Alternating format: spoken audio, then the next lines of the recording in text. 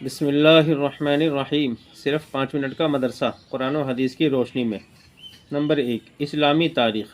حضرت امام مالک رحمۃ اللہ علیہ۔ حضرت امام مالک رحمۃ اللہ علیہ کی پیدائش سن 93 ہجری میں ہوئی۔ وہ مدینہ منورہ کے سب سے بڑے محدث، عالم اور فقیہ تھے۔ آپ رحمۃ اللہ علیہ کا اور امام ابو حنیفہ رحمۃ اللہ علیہ کا زمانہ تقریباً ایک ہی ہے۔ زہد و تقوی، علم و فضل اور فکر و عمل میں آپ امام ابو حنیفہ رحمۃ اللہ علیہ کے ہم پلہ تھے۔ خلیفہ وقت بھی آپ رحمۃ اللہ علیہ کے حلقہ درس میں ایک معمولی شخص کی طرح شریک ہوتا تھا۔ امام ابو حنیفہ رحمۃ اللہ علیہ عمر میں آپ رحمۃ اللہ علیہ سے بڑے ہونے کے باوجود آپ رحمۃ اللہ علیہ کے درس میں شریک ہوتے تھے۔ آپ رحمۃ اللہ علیہ کی تصانیف میں موطا امام مالک سب سے اہم تصنیف ہے، جو احادیث نبوی کا بہترین خزانہ ہے۔ صحیح بخاری سے پہلے موطا امام مالک ہی کو قرآن کے بعد سب سے زیادہ صحیح کتاب مانی جاتی تھی۔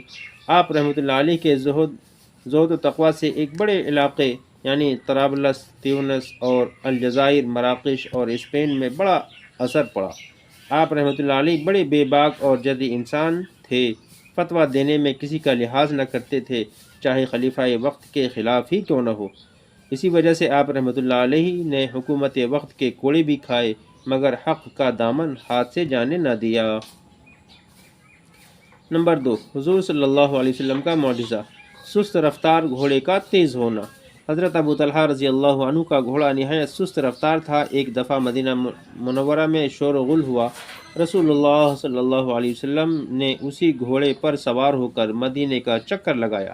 وہ حضور صلی اللہ علیہ وسلم کی سواری کی برکت سے اس قدر تیز رفتار ہو گیا کہ جب رسول اللہ صلی اللہ علیہ وسلم واپس تشریف لائے تو فرمایا کہ یہ گھوڑا دریا کی طرح تیز ہے۔ اس کے بعد کوئی گھوڑا اس کا مقابلہ نہیں کر سکتا تھا۔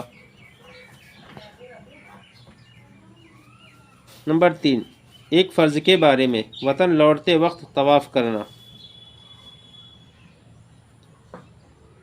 رسول اللہ صلی اللہ علیہ وسلم نے فرمایا، کوئی شخص اس وقت تک وطن واپس نہ ہو جب تک کہ اس کی آخری حاضری خانہ کعبہ پر نہ ہو جائے، یعنی جب تک طواف وداع نہ کر لے۔ البتہ جس عورت کو ماہواری آ رہی ہو تو وہ اس حکم میں داخل نہیں ہے۔ فائدہ، حدود حرم سے باہر رہنے والوں پر وطن لوٹتے وقت طواف وداع کرنا واجب ہے۔ نمبر 4، ایک سنت کے بارے میں، جب کسی چیز سے تعجب ہو۔ رسول اللہ صلی اللہ علیہ وسلم نے فرمایا، جو شخص کسی چیز کو دیکھے اور اچھی لگے تو یہ دعا پڑھے، ما شاء اللہ لا حول ولا قوة الا باللہ، ما شاء اللہ لا حول ولا قوة الا باللہ۔ ترجمہ، جو اللہ چاہتا ہے وہ ہوتا ہے، طاقت و قوت کا مالک صرف اللہ ہے۔ اللہ تعالی ہم سب کو عمل کی توفیق نصیب فرمائے۔